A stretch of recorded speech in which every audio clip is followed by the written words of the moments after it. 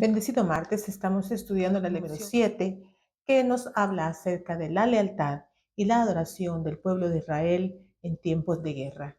Y para este martes 11 el tema que nos corresponde se titula Altares de Renovación. Inclinemos el rostro para tener palabra de oración. Padre bendito que estás en el cielo, te damos gracias por todas tus bendiciones, Señor. Ayúdanos a que en nuestra mente y en nuestro corazón esté siempre encendida esa llama para poder tener un altar familiar, tener un altar donde recordar todas las bendiciones y misericordias que has hecho por nosotros. En Cristo Jesús te lo pedimos. Amén. Y el texto para este día nos encontramos en Josué y lo vamos a comparar con el libro de Deuteronomio. Josué 8, 30 y 31 nos dice: Entonces Josué edificó un altar a Jehová, Dios de Israel, en el monte Ebal, como Moisés, siervo de Jehová, lo había mandado a los hijos de Israel, como está escrito en el libro de la ley de Moisés, un altar de piedras enteras sobre las cuales nadie alzó hierro, y ofrecieron sobre él holocaustos a Jehová y sacrificaron ofrendas de paz. Y Deuteronomio 11, 26, 30 nos dice: He aquí yo pongo hoy delante de vosotros la bendición y la maldición. La bendición, si oyereis los mandamientos de Jehová vuestro Dios, que os prescribo hoy. Y la maldición, si no oyereis los mandamientos de Jehová vuestro Dios, y os apartareis del camino que yo os ordeno hoy, para ir en pos de dioses ajenos que no habéis conocido.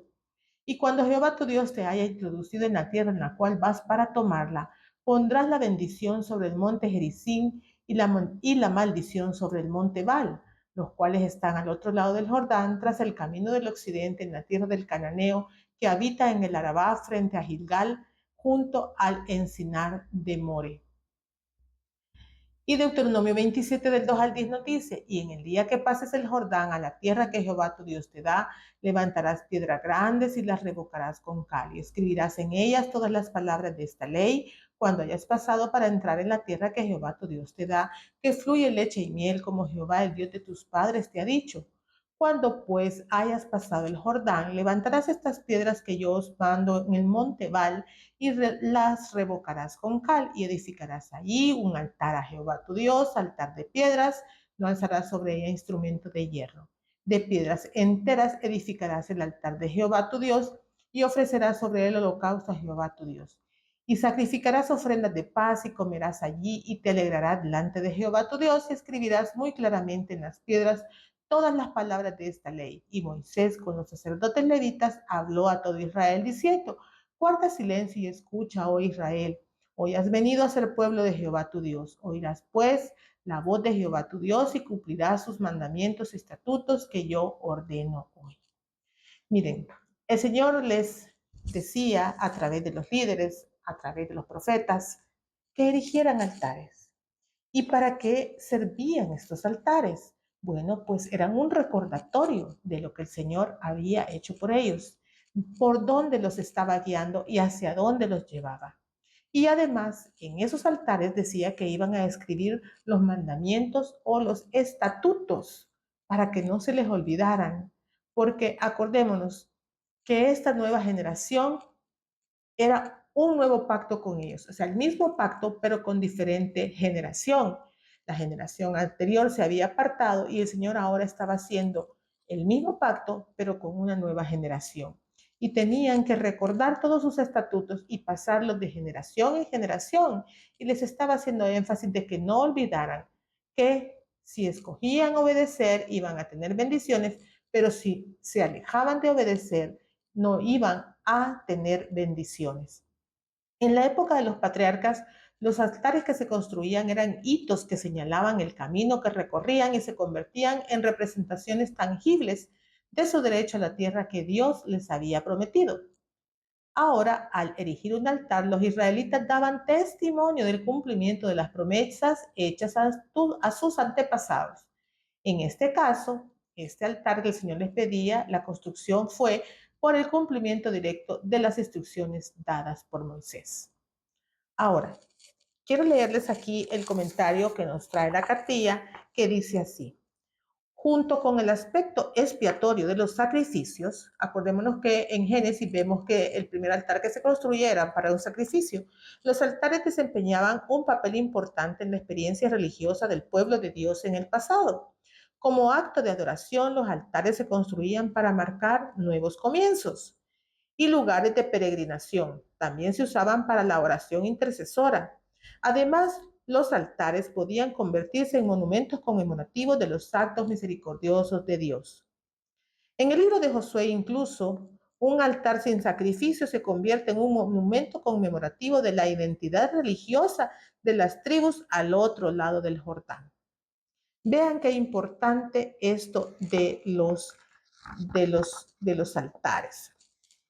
Y también nos dice, en Josué prefiguraba Jesús, el Jesús del Nuevo Testamento, cuya misión consistía, entre otras cosas, conducir nuevamente a la humanidad a la obediencia de Dios.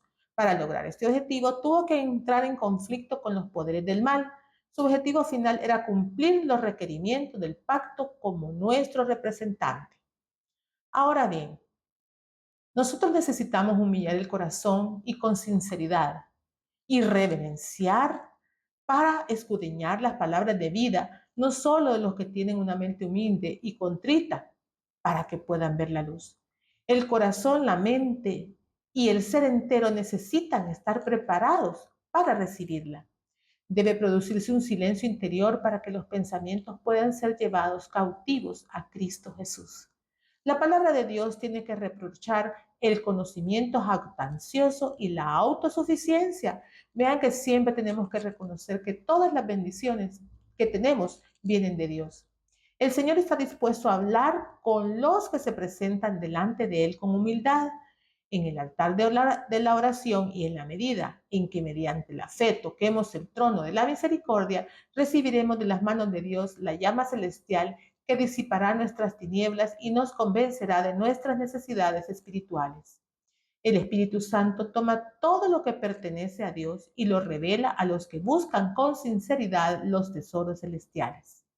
Si permitimos que Él nos guíe, que nos conduzca a la luz, en la medida que contemplemos la gloria de Cristo, seremos transformados a su imagen.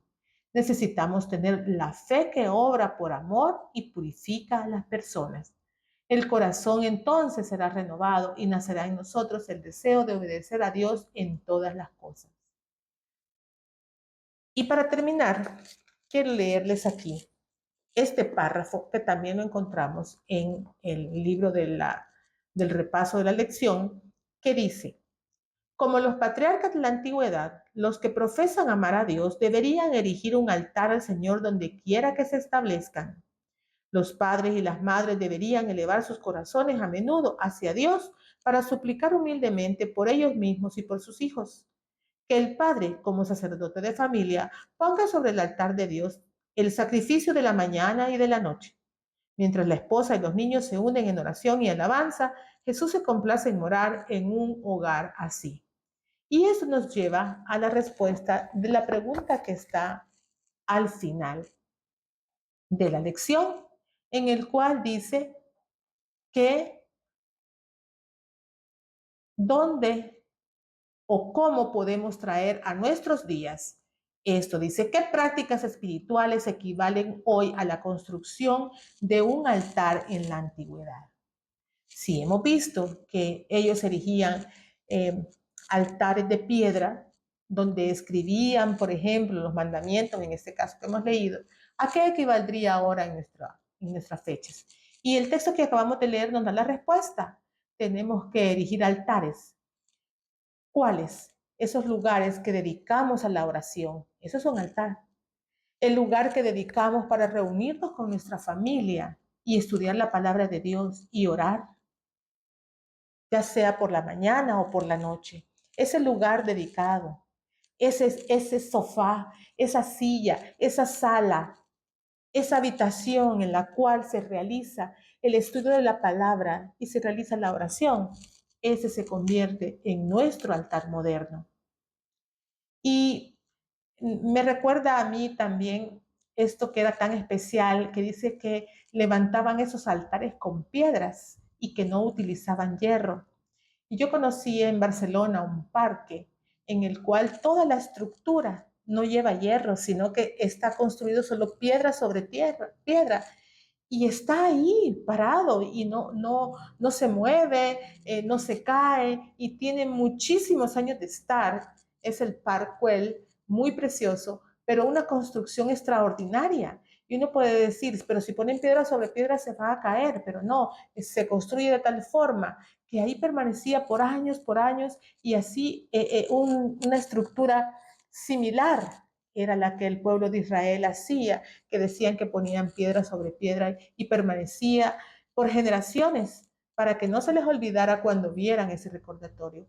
Vamos a seguir estudiando, que luego también se hace el santuario para que también ellos puedan recordar y puedan alabar al Señor. Y todo esto, como lo hemos venido viendo con que se realizó la circuncisión y otros actos, eran en medio de la conquista, en medio de la guerra. ¿Y eso por qué? Porque ellos estaban convencidos que la conquista no dependía de lo que ellos hacían, sino que dependía de lo que el Señor hacía por ellos. Y ellos demostraban su fe ante el mundo, haciendo las cosas que eran espirituales, porque era así que el Señor, al ver su obediencia, al ver su adoración, al ver su fe, era que actuaba en favor de ellos. Es mi oración para que también nosotros podamos tener esa fe y depositar todo en manos del Señor, y que sea primero la adoración de Dios y que sea primero buscar el reino de Dios y su justicia, porque la promesa es que todas las demás cosas nos serán añadidas. Bendecido Marcos.